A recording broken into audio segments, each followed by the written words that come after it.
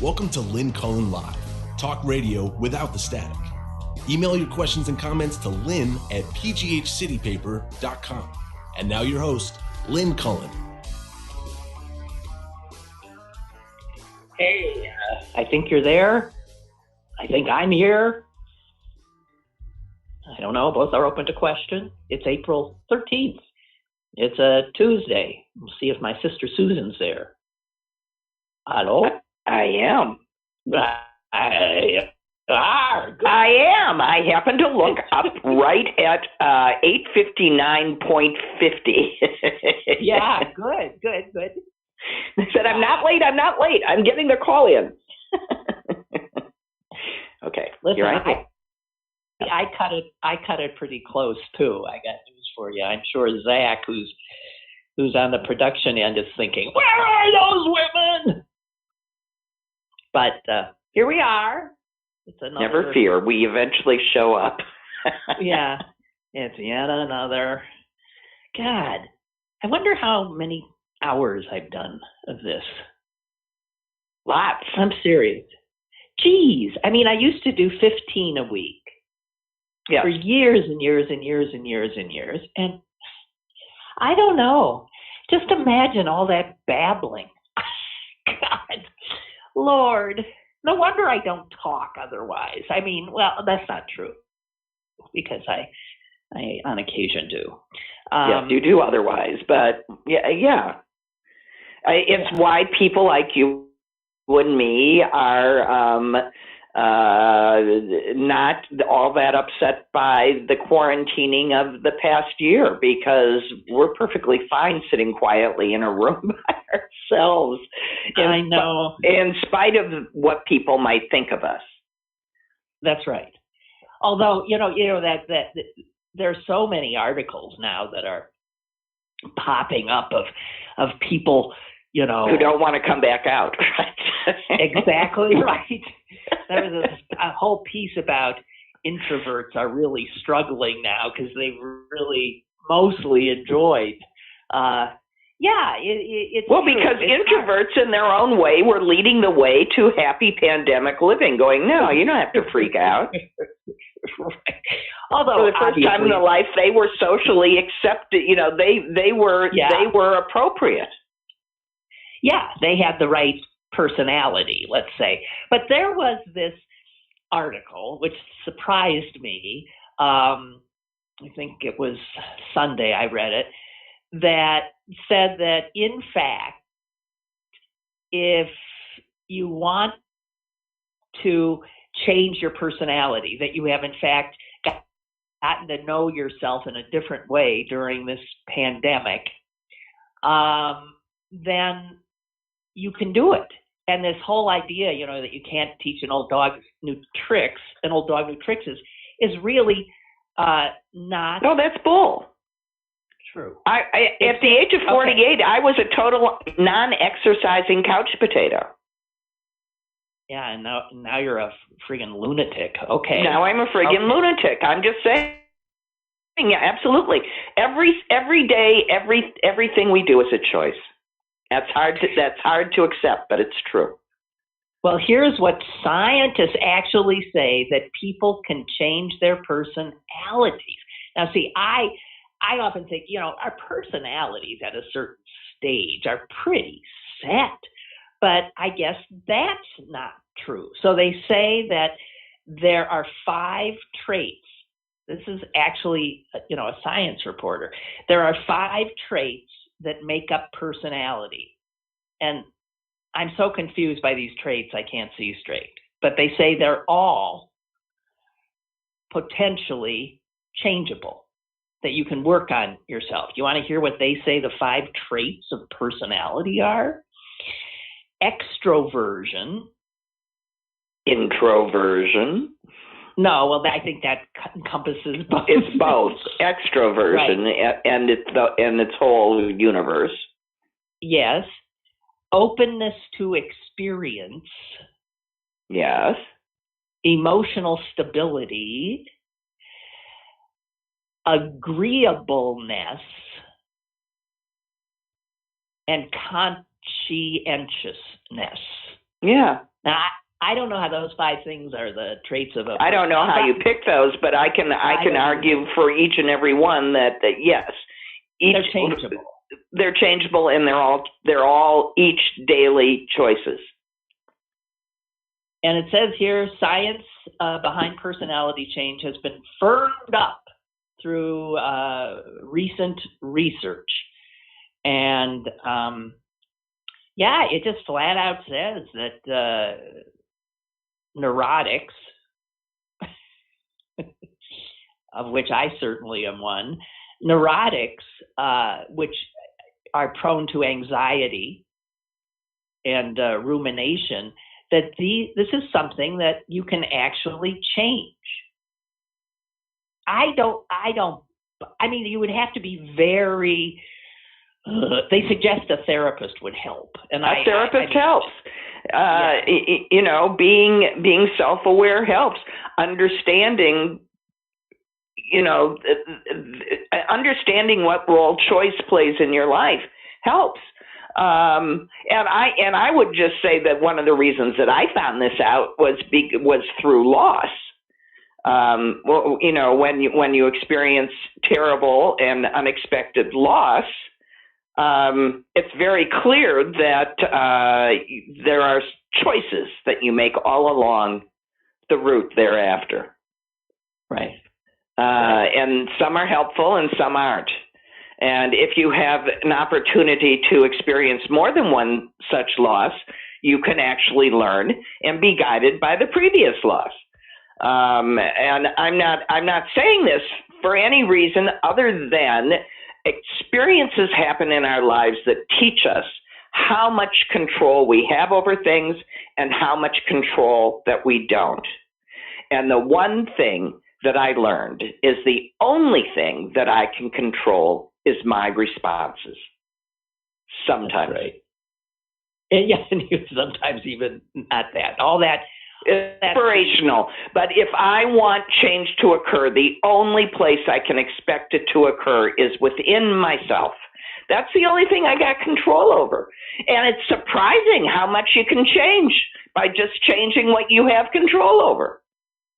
Well, so I just want to say that this article, as we begin to emerge from our quarantines, that it says that the person who emerges does not have to be the same old you, that you can change, and what better time than now when, first of all, no one's seen you for a year and people might have forgotten what you were like.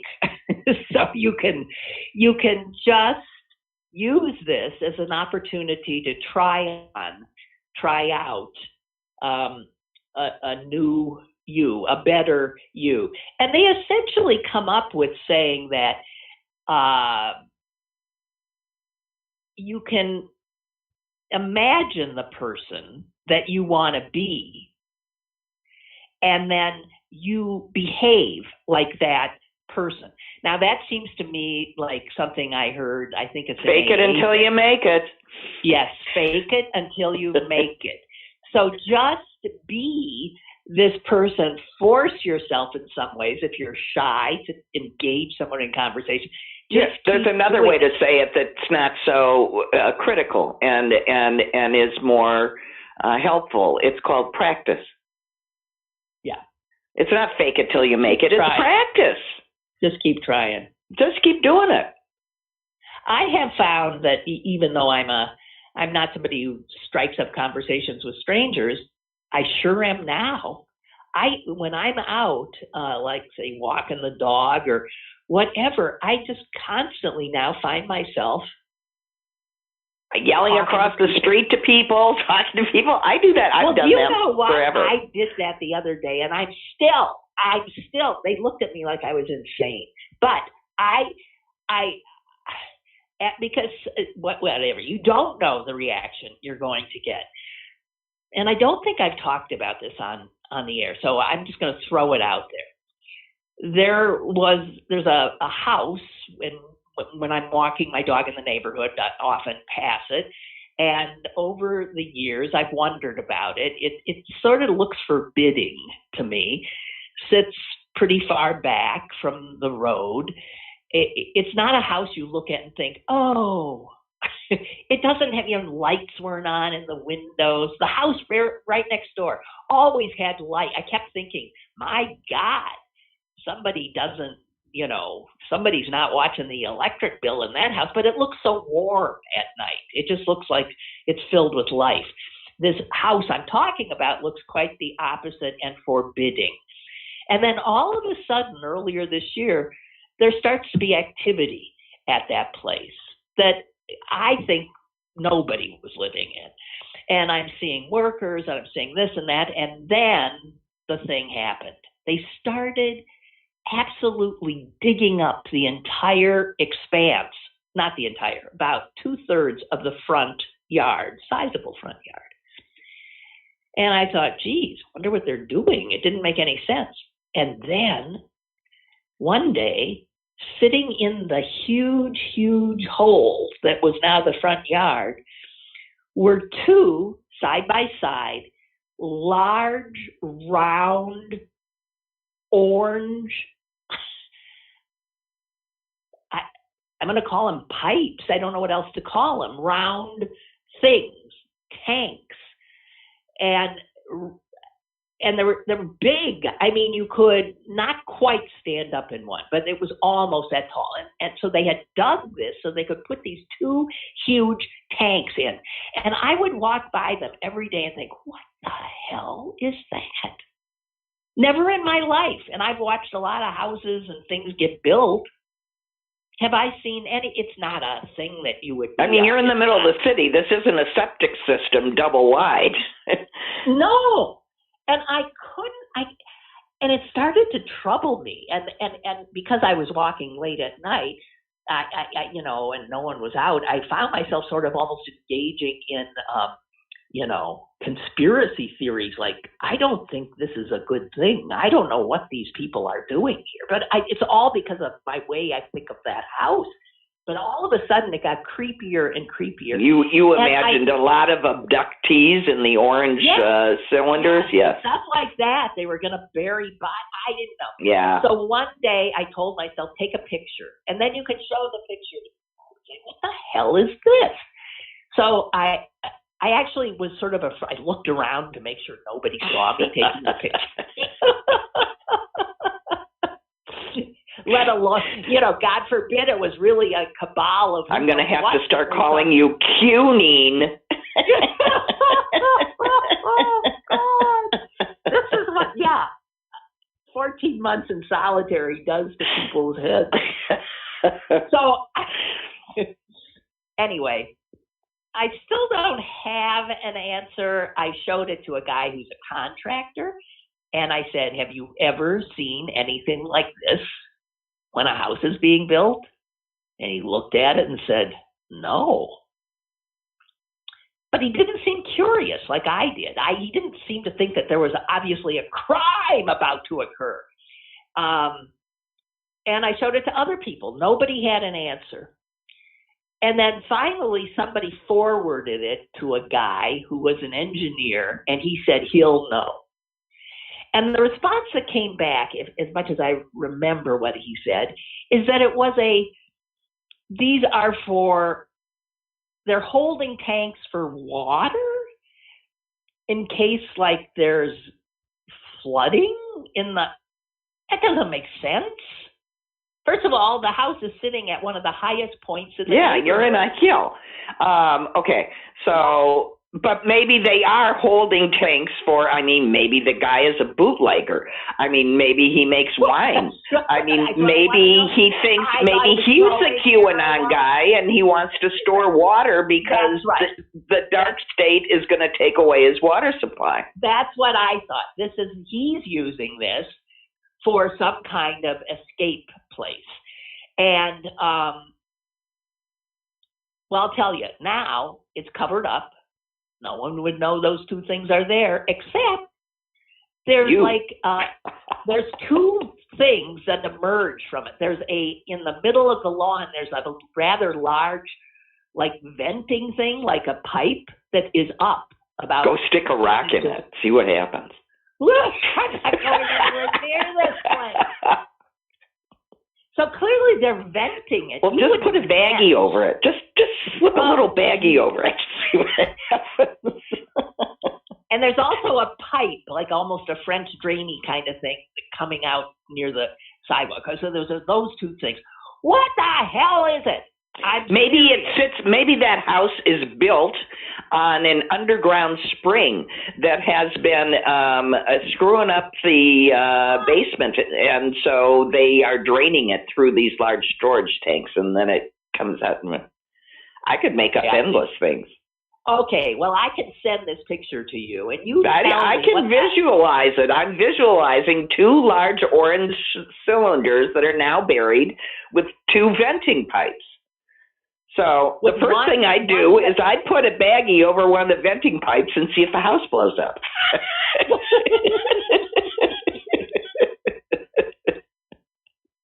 The house still looks unoccupied.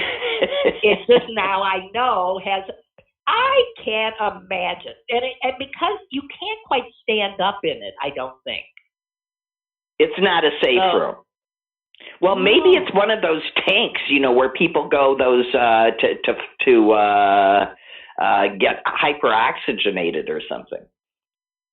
No. I'm just saying. Okay, I remain unsatisfied by any. And so I once yelled across the street. Getting back to where we were, I'm walking the dog. I did it just this morning, walking my dog. Yes. Okay, I'm staring at these two things, and I'm thinking, what is this for? And there were two other people walking across this, on this other sidewalk. And I actually turned to them and yelled, "What the heck do you think this is?" They looked at me like I was nuts and kept walking. Well, were you looking like the mad woman of Chaillot at that moment? I don't think so. All right, well, it's a mystery. But if at a later date a huge crime or some bizarre thing is uncovered in that house, you heard it here first. That's right. God. Oh, you know what? I'm getting more and more used to being flummoxed. And I am flummoxed a lot. You're constantly flummoxed. You should be used to it. But I was trying to explain to a mutual acquaintance what happens when I try and explain anything that has numbers to you. And I said, you just have to imagine that her eyes roll up in the back of her head and I can hear the white noise static going on in her brain.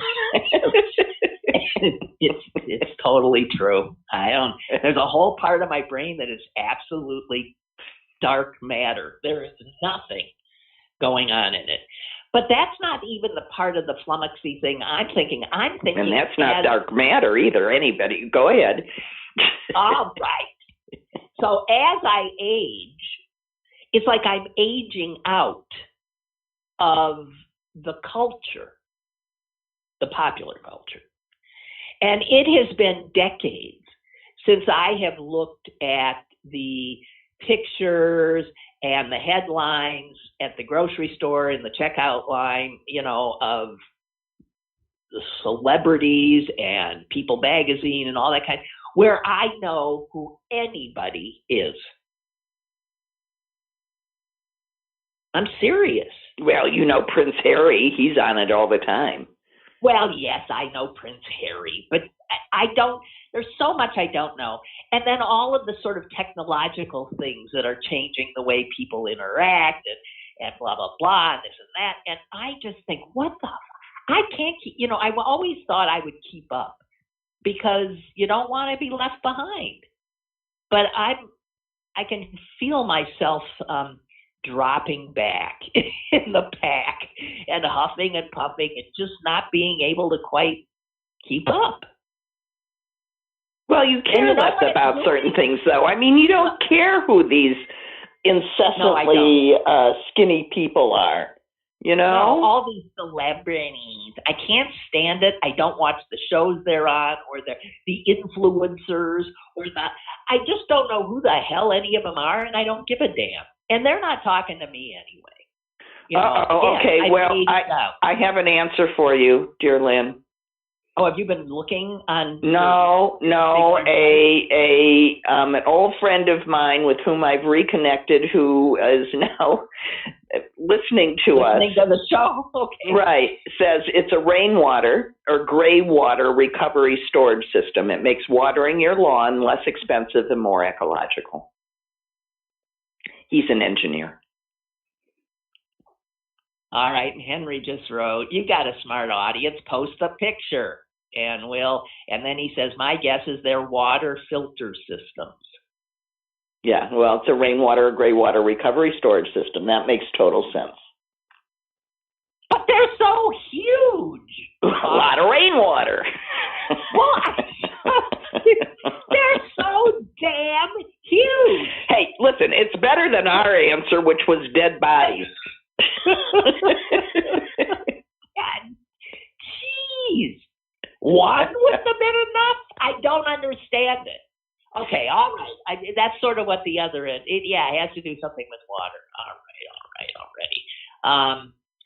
But here's the thing about falling behind in terms of what's happening in the popular. You know, I know more than most people about like what's happening in like, you know, the news and stuff like that. But that obviously that's not what I'm talking about. I'm talking about the stuff people talk about in popular culture is what we call it. Popular culture, and I've never been good at it.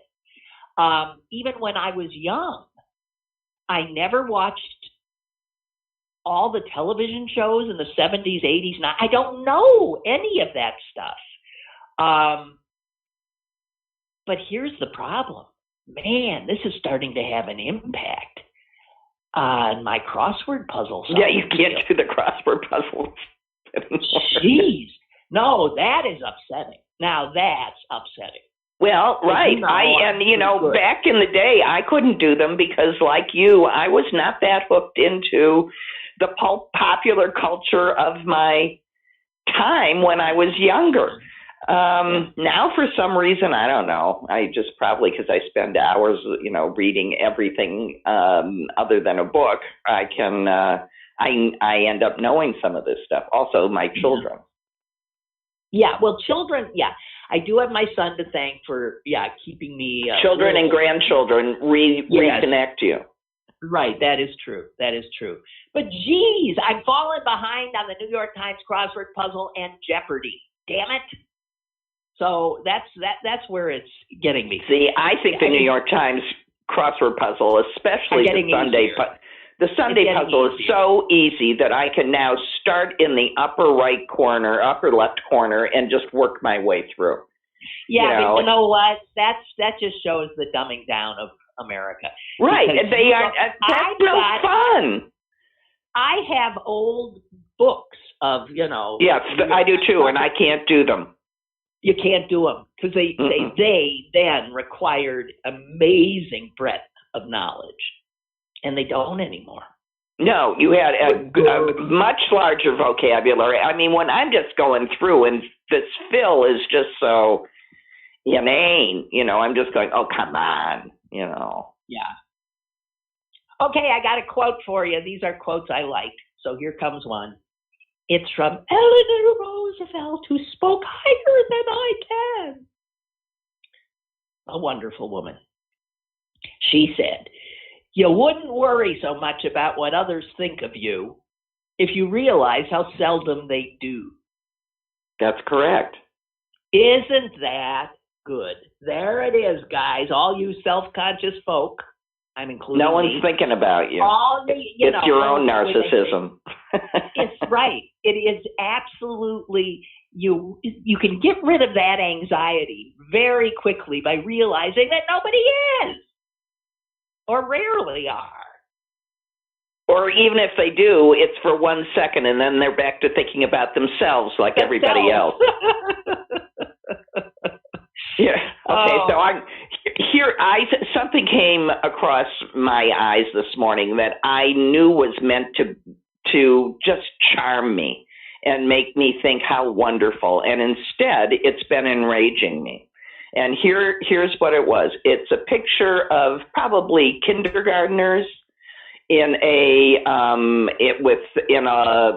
simulated bus. So one of the little kids is driving, and then there's a row of 2 seats behind, going back, and a row of 1 seat with an aisle. And first a little boy gets on pretending to be an old man, and he walks down and he stands in front of another little boy who sees that he's an old man and gets up and hangs onto a strap and gives a seat.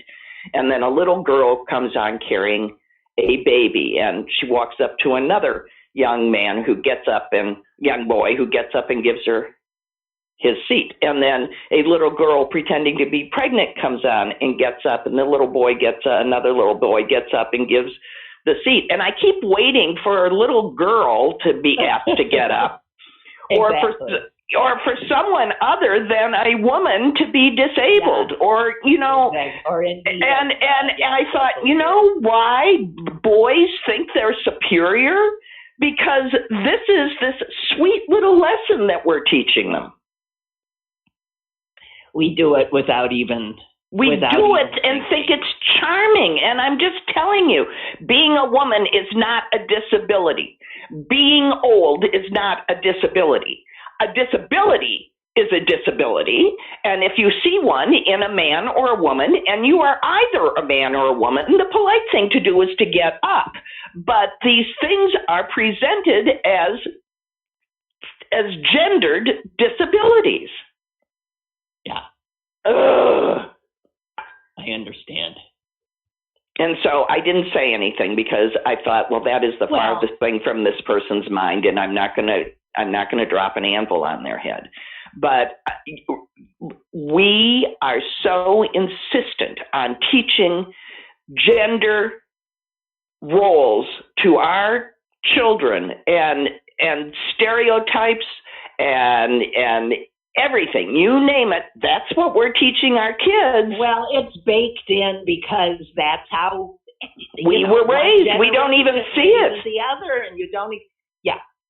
So back to changing things. Actually, Barbara writes, sends me a book about a book called "Your Handwriting Can Change Your Life," and it maintains that when you purposefully change your handwriting, you can change other things about your personality, because our handwriting is a reflection. Well, if you're a handwriting expert, you would agree. Our handwriting is a reflection of our innermost thoughts and feelings. And so she's saying that if you just change the way you do the letter T. Well, that's like if you smile, you convince your brain you're happy, right?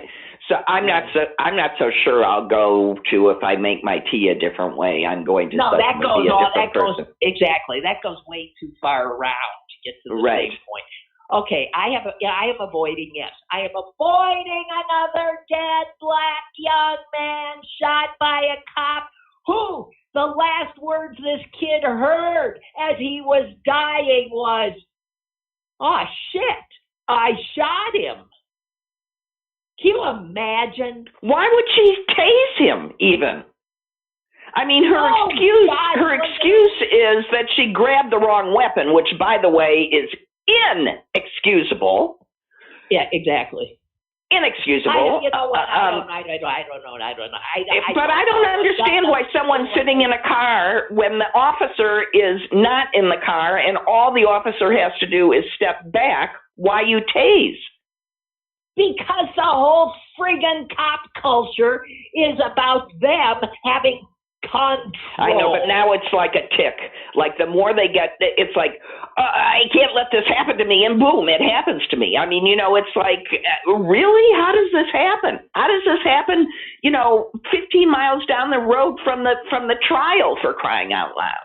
And it will keep on happening. It is just, you know what? And you know what else is driving me insane is I think almost every day there's another shooting, some crazy kind of shooting thing going on. So we're you can tell this America's returning to normal. Well, the Knoxville thing was the same day that the governor passed every grown-up, can carry a gun wherever they want, and if they don't, they'll be jailed kind of law, and in 2 seconds later, this kid opens, is cornered in the bathroom. What is to happen to us? Can I just read you? It's got numbers in it, but these numbers I can follow. It's mind-boggling. It's Nicholas Kristof.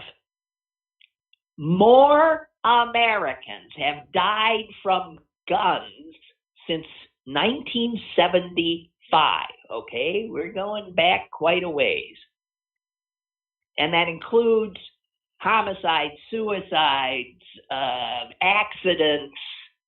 Okay. Yep. More than 1.5 million Americans have died because of a gun since 1975. Then the number of Americans that died in every war in American history, from the Revolutionary War on, that body count over hundreds and hundreds of years yields only 1.4 million. But in 45 years, we've killed more Americans than that because of our love for guns. More children from infancy to 4 years of age die every year from a gun than police officers. Children, babies and up to 4. Generally, it averages out to about 80. Every year in the United States die because some idiot's got a gun in the house. That's more than police officers are killed. And then he reminds us that, when Europeans lose their tempers, they punch somebody. Americans pull out a gun. When foreigners express road rage, they curse another driver. In this country, we pull out a gun and we kill. And it's only getting worse. It's what is wrong with us? Cannot we see what this gun love has done to us? My God, we're hopeless, I think. Well, and you did read where Wayne LaPierre was terrified after one of the school shootings and had to go hide on some yacht in the middle of the water, lest he be the victim of gun violence. Oh, I wish. All right. I just want you to know it's not like I don't know, and I don't think I'm going to be able to watch the defense make its case in the Chauvin trial. I just don't think I can bear it. And I have said I think he's going to get convicted. And my son tells me I'm nuts. A lot of people in the audience have told me you're nuts. They always get off. I just think this case. No, I think he's going to be convicted of something, but I also think that there'll be an appeal. It'll be like, because this guy got shot and the jury isn't sequestered. And I'm not so sure that doesn't provide grounds for appeal. They asked for a sequestered jury. They didn't get it. They didn't get one, yeah. And now there's been another incident which the jury will be able to find out about, which very well might, influence. Well, I was in the company of a lawyer last night, and I asked him what he thought. And he agreed with my son. He said, it only takes one. The fact that it has to be I can't imagine. I'm still sticking with he's going to be found guilty. Yeah, sure. I believe in justice. I'm a lawyer too. If I didn't believe in the system frequently doesn't work. I think this time it's going to work. Please God, it works, because if it doesn't, we are in big trouble. If it doesn't, then get ready for this country to be ripped apart, and we would have it coming. Yeah. I was thinking of all the law. We're talking about loss. The loss that Americans have felt in this year. The loss of, their freedoms to do what they want to do, their loss of kids, of school, of regular play, the loss of loved ones. There's been so much loss, but nobody can come close to the loss that Black America has had to deal with. Because not only are they dealing with more loss from COVID, but they're dealing with this incessant killing. Yeah, this drip, drip, drip of the loss of their community, and that with nothing stopped it. How do you live with that constant grief and trauma? How can a white person even comprehend? I mean, it is, I can't imagine. I cannot imagine.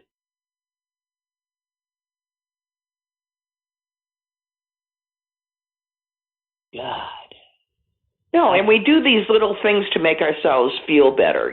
For example, there's now no longer such a thing as a master bedroom, because that's offensive language. It's the main bedroom. So we've done that. Well, now we're woke.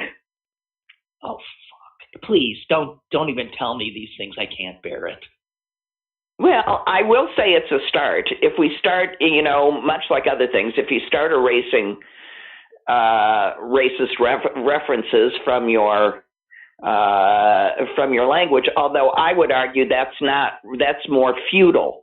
It's not so much master slave as lord of the manor, and therefore a misreference. Well, master is used in a misogynistic way as well. It obviously conjures up slavery, but the master of the house. Right, that puts women in their place. Let's just get rid of the fucking word altogether then.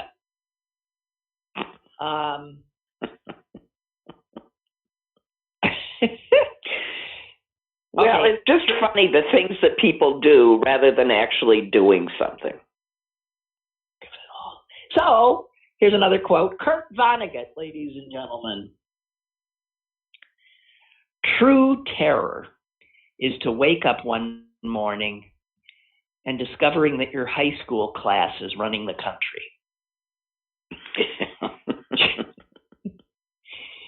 Well, that does. I mean, I'm well past that, but when you realize, right, who's in power. You mean so-and-so from, you kidding me? Yeah, it is. It's so true. But I thought it was a good observation. Now, I have like a lot of old farts, I have the closed captioning on my TV. Yes, me too. A lot of people do. And it's not that I'm not deaf.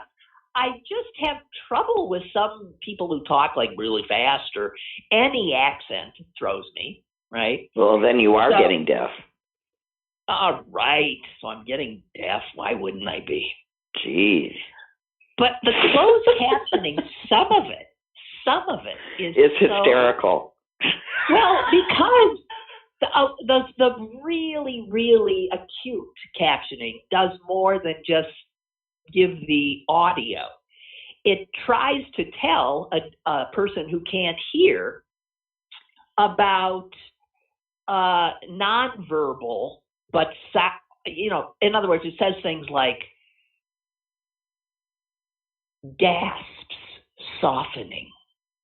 I've been writing them down. That's like one. Gasps softening. Well, And you have the enhanced subtitles on, which is what I did accidentally when I watched Hamilton. I was going and I had put on the captions for Mother, thinking, she's never going to understand a word of this, so put up the captions. But this guy would start talking, enter Hamilton, reading the stage directions, and I'm going, what? Turn off the guy. Hamilton kneels. Well, I can see that. No, that's not for. No, that's for visually impaired. That was for the so it's enhanced captioning, which is also for visually. Well, wait, that doesn't make sense. Oh no, because they can't read gasps. Yeah. Okay, so gasp softening is one, and here's another one: emotional groans. And often when I see these things, I think, I wouldn't characterize that as emotional groans. I start nitpicking. That wasn't a groan. I wouldn't say that was a gasped sigh. And I wonder, how does a hearing impaired person take all this in? What's the difference between a nervous sigh? Do they? Because well, it doesn't matter. It's just a thought I had, which is driving me crazy. We have a caller, and I think it's somebody who's been calling recently. Hello. Of course it is. How you doing? Hey, Clarence, what's gotten into you, babe? You disappeared for years, and now you're here already. It all had to do with what I had to do at 10 o'clock. That's all. Right. He was busy. To do it. Oh. Okay. Yeah, or either I was busy on my way somewhere or my way back somewhere, or somebody called me at the phone when the Lynn Cullen show comes on. All that kind of good stuff. Now I don't know what I want to talk about. No. Are you kidding? No, okay. I'm not. One, when your sister Susan, who I believe is on the show with you, said something about the kindergartners or whatever on the bus. Yes. She said, I don't want to drop an anvil on it because it never crossed their minds. And I'm like, no, you drop an anvil. Drop an anvil. Because it never crossed their mind. Right. It's like, oh, they weren't thinking. It's like, oh, yeah, I didn't see that. Dude, that's a very possible. I'm always, on Facebook, I'm always dropping anvils because most people are like, especially with the sharing of memes, like, right. Did you really think about that? So I'm always dropping anvils. Where did these come from? Wait a minute. Wait. Dropping anvils, is that from the cartoons? Is that where I never heard that phrase. Yeah, well, that's what I said. I don't know that. Yeah. I think it is from a cartoon. You drop an anvil on someone's head to get their attention. Yeah. Right. That's cartoon. Yeah. Okay. Gotcha. I just never heard that. I never heard it before. I never heard it used the way it was either. So I learned something today. Yeah, Dad. Well, you know me, guys. I make shit up. That's true. But if you think about it, everything was made up. Everything, even like the name of a tree, was made up by somebody. So making things up is what we humans do. So, yeah. And let's see, Black Lives Don't Matter. My thought about guns, open carry. I saw this meme. They show this guy like in a bakery with like he's armed to the teeth. He has a like AK-47 on his back and all kinds of bullets and whatnot strapped to him. And I'm sitting there thinking, wait a minute. This white guy fits the profile of a mass shooter. What if I'm sitting there? I don't know if he's a good guy or a bad guy. He could be a mass shooter, and I shoot him. You know what I mean? And I shoot him, and they say, "Is that murder, or is that Oh no, that's stand your ground. That's stand your ground. That guy fits the profile." So let's just start running out and shooting all these assholes. Those laws are not intended. They don't say it because it's understood. Clarence, was this with the white man like that? Yep. Oh, okay. Well, no, he's fine. Yeah, I was going to say. Yeah, so I shoot him.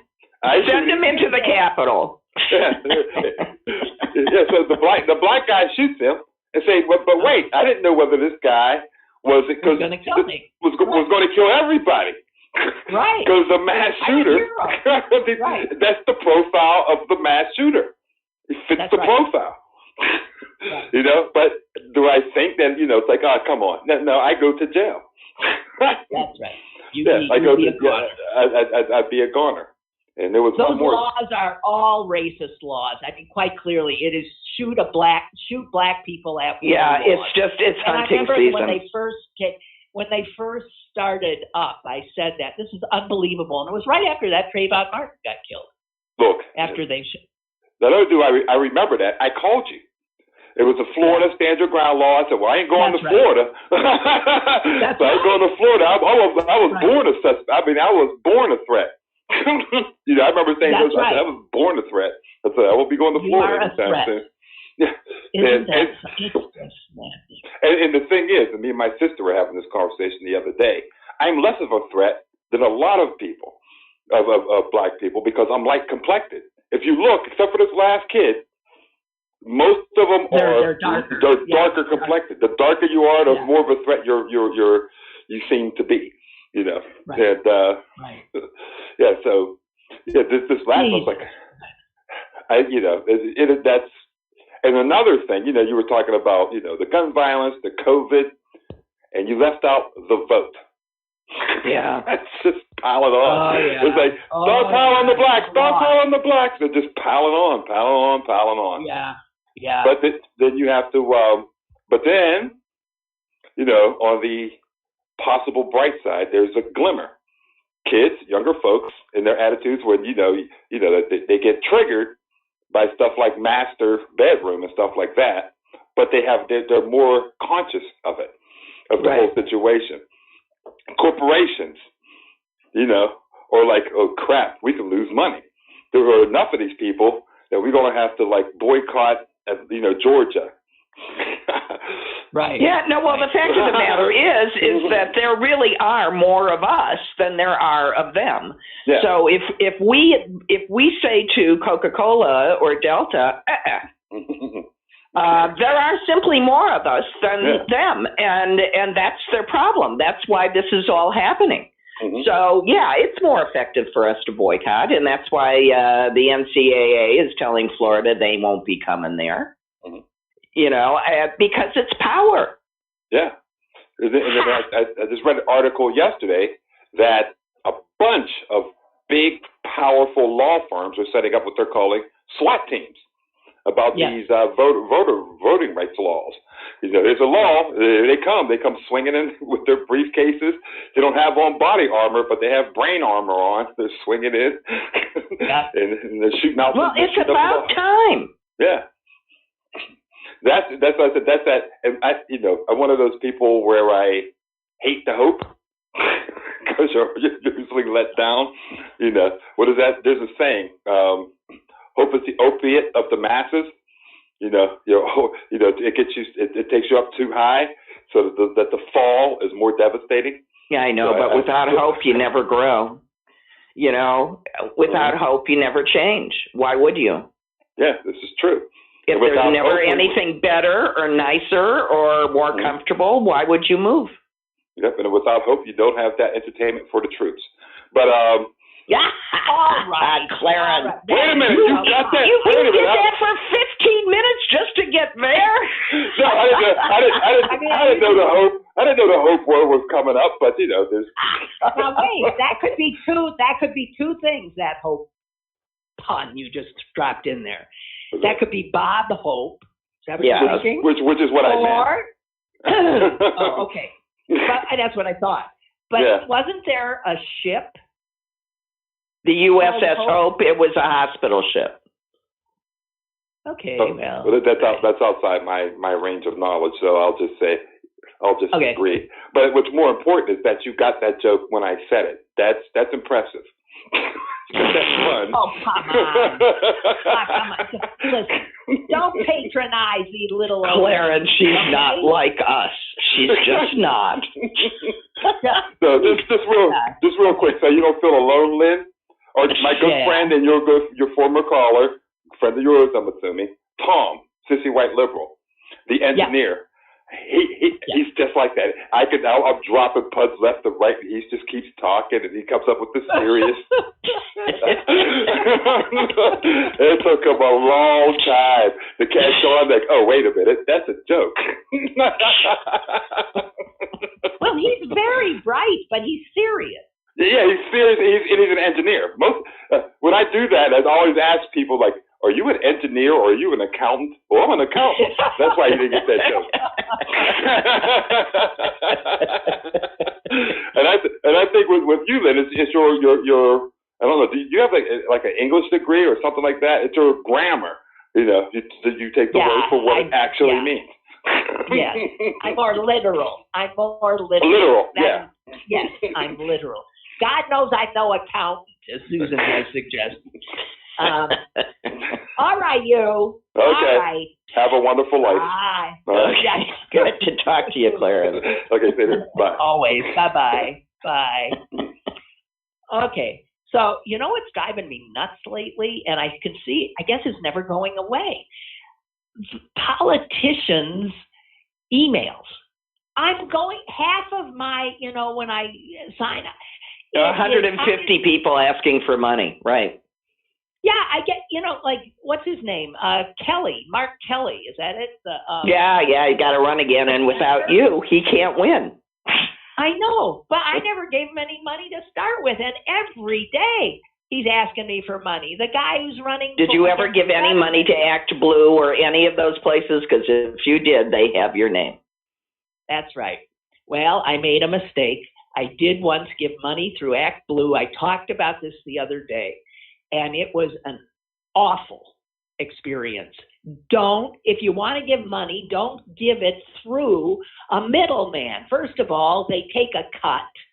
And secondly, they then sell you to every other Democrat in the country. And you're just stuck. What can't you see? And often they make it just impossible to block them. And I'm going to suggest that it gets so annoying that you start thinking, I liked you before. But here's the thing. You're just faced with the fact that if you want to be a politician and do the work of a politician, you have to accept the fact that 90% of the work is raising money to get you there. And it's always been thus. It's just more obvious now, and there's a lot more money now because of those pesky corporations and PACs that have all that money. So but even back 25 years ago, God, when I was running for office, that I can remember saying, I'm not raising any money. I'm not doing it. You can't ask me to ask people for money because that's the one thing I can't and won't do. And so I had people that did that for me. But that's the fact. If you want somebody good in office, you have to accept the fact that they're going to spend a certain amount of time begging. Well, that's because we have this outrageous system. Yes, that needs to be fixed. There's so many things that need to be fixed. Your head spins. Brooke writes, Lynn, I'm wondering, do other countries have issues with their police like we do? I don't think so. And it's my understanding that the mass shooting epidemic is unique to the United States. I think that is absolutely correct. We're exceptional, Brooke. Didn't you get the memo? I know that Biden is busy right now, but these two issues will have to be addressed sooner rather than later. And by the way, the NRA has filed for bankruptcy to escape their legal battles. Let's not let that happen either. They've taken off to Texas, left New York, but they can run just so far. That doesn't matter. That's just bull. Yeah. And I didn't. You can't commit crimes and then dissolve your corporation in some way and say, now we're over here and you can't touch us. I mean, that's just bull.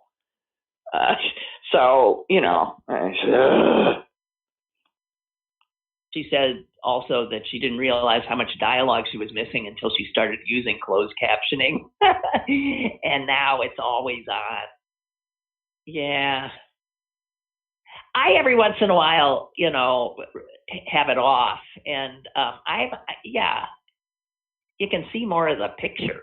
You sure can. They put the captions in smack dab in the middle of the screen, or over writing that you might otherwise want to see. They always pick the worst place. I mean, it moves frequently. It's always the wrong place. Right. You should see our brother trying to watch football with our mother with the closed captions. Oh, he goes nuts, I bet. He goes absolutely bonkers. Oh, you can't see anything. You can't see anything. Turn that off. Turn that off. What do you... Oh, dear. Yeah. All right. So, wait. Oh, when the Oprah interview with Harry and Meghan aired, Brits were so into wanting to see it. Somehow they accessed it. And the takeaway from that was that the British citizens that watched the actual American network production were so blown away by the commercials that that's all they were talking. They weren't even talking the next day about Harry. And it was because the commercials were about 80% of them were for drugs. And those kind of commercials are unknown in the UK. And for that matter, unknown in most countries that have a public health system. It's only in this, slam bam capitalist marketplace that pharmaceutical companies have been allowed. They didn't used to be. This happened on our watch. Allowed to sell their wares, even for prescription drugs, as you know, directly to people.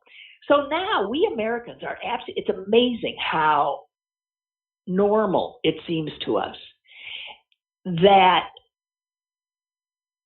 we hear these ads, and we've long ago tuned out that hysterical last half with all the fine print of side effects. Of all the ways you're going to die if you take this drug. Yeah, you're going to die. It could cause, after they done showing you pictures of these gloriously happy people, and then while you're still looking at those pictures, they tell you, now, on the other hand, it could kill you. It could this and that, and blah, blah, blah, blah, blah.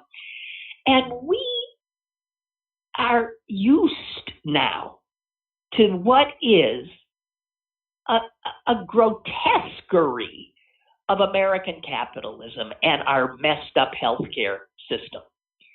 Nowhere. This was illegal in this country until relatively recently. Somebody can look up when they finally lifted the ban on yes, and we've got drugs. Treated to silver-haired people in side-by-side bathtubs out in the middle of a field holding hands and proclaiming the Viagra, the savior of the world. Well, yes. Exactly. So I just, sometimes to be aware of a new pair of eyes or a number of new pairs of eyes looking at what we don't even notice anymore. And they were just blown away. And you can imagine. So ever since I heard that, I've been listening to these ads. And my God, they're awful. My God, they are awful. And they should be banned. They should be banned. We can't buy them. So it's only to pressure doctors. Right. It's to pressure your own doctor. And we all know how responsible the pharmaceutical corporations have been in promoting the safety and the proper usage of their drugs, primarily opioids. No, absolutely. Well, not only that. I mean, like all of these women that are on drugs for a condition they don't have. We're going to put you on a drug for osteoporosis before you get osteoporosis. Now, it might destroy your jaw, but you won't get your hip will be fine. You know, I have a friend who did that, who did the osteopenia drug. Osteopenia is another word for you don't have it yet. No, yeah. What? So listen, she got on one of those like Fosamax or whatever the hell it is, and before it was over, her thigh bones had practically dissolved. It did the exact opposite, and it's still on the market. Will somebody tell me how that's possible? She had to have rods surgically put in her legs. Yeah, I'm telling you, these pharmaceutical companies, and they push these drugs. So, I mean, you need to talk to your doctors because you don't know who's paying them to push the drug and whether they get paid separately for doing it, in one way or another. But if someone says to you that you have osteopenia, which means you don't have osteoporosis, you might get it in the future. You have less. You have normal lessening of bone. And by the way, if you just walked more and lifted a few weights, you could probably get it right back properly. But instead, they're going to put you on a drug that has the most horrifying side effects. Well, this is why there's so much wrong. And it's always wrong because corporations have successfully lobbied our so-called representatives in government that in fact only represent corporations. They don't represent the people. It's such a can of maggots. It's beyond belief. Everywhere you turn, you see another indication of how screwed up we are. But part of it is that we as a culture would rather take a pill than spend 10 minutes a day lifting a few weights to keep your bones strong. Okay, and on that note, Susan, before you go into a harangue about... I'm not going into a harangue. I'm just saying, find out if there's something else you can do. Okay, yes, go ahead. We're over. Another quote. In other centuries, human beings wanted to be saved or improved or freed or educated. But in our century, they just want to be entertained. And by the most ghastly things. And it's not just human beings, it's Americans. It's Americans. We have been turned into people who just expect to be entertained. And that's how a guy like Donald Trump gets to be president. All right, on that note. You said his name. Okay, I did. I rarely do, but on occasion it pops up. Bye, Sue. Goodbye. Thank you. Bye. And, okay, guys. Tomorrow, my last show of this week, just because, as you know, I've got to travel on Thursday. So thanks for listening today, and I'll see you tomorrow, I hope. Bye.